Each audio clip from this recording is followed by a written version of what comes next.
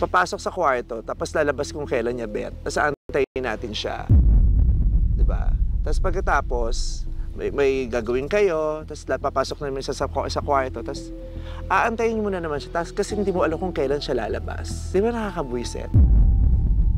Kaya tayo nandito to create memories again and to rebond. Diba? Kasi nga hindi na tayo nagkakasama-sama dahil kanya-kanya na tayo ng ganap. Eh kung itutulog lang pala natin to, o ililigo ng matagal, eh di sana hindi na lang tayo umalis. Kitty, magpariban. Diba? I chose to be with all of you now. I chose to be with all of you this vacation. Diba? Kasi pwede naman kami nalang uli nanay ko lumabas, di ba? Pero kasi hindi ko na rin kayo nakakasama. Tapos pagdating dito, ganun pa din. Parang, ugali mo lagi yan eh. Hindi, ito meme. Promise, diba? Parang, di ba nga, sama-sama, parang ang hirap-hirap.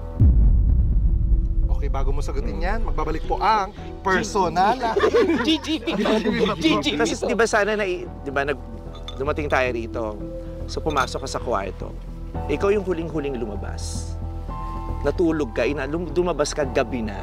Pero hindi ko na-question yun kasi sabi ko, baka kasi pagod kasi bumiyahe tayo eh. Ginib ko na yun.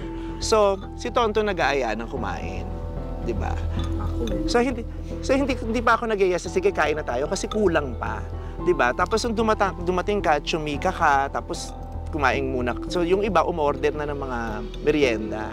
So, dahil naka-order ng merienda, kaantay na makumpleto tayo, hindi tayo makakapag-dinner agad kasi kakakain lang ng merienda. Diba? Kasi nga, inaantay natin ang lahat na dumating kung kailan nila gustong dumating.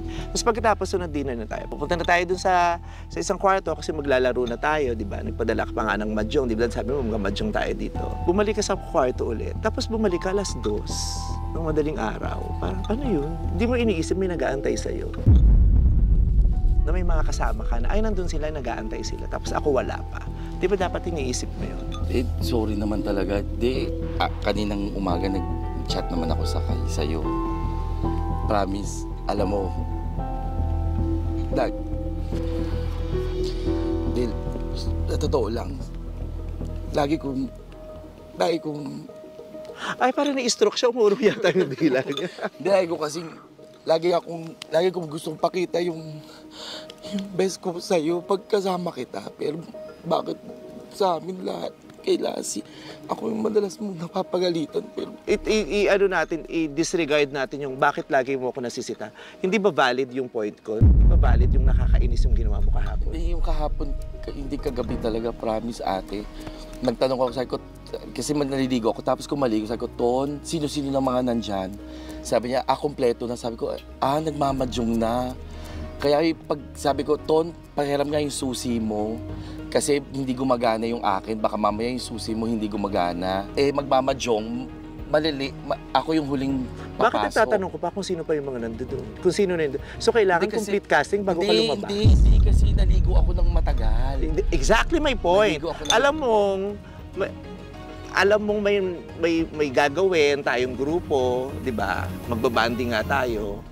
Kasi sabi mo, naligo ka ng matagal.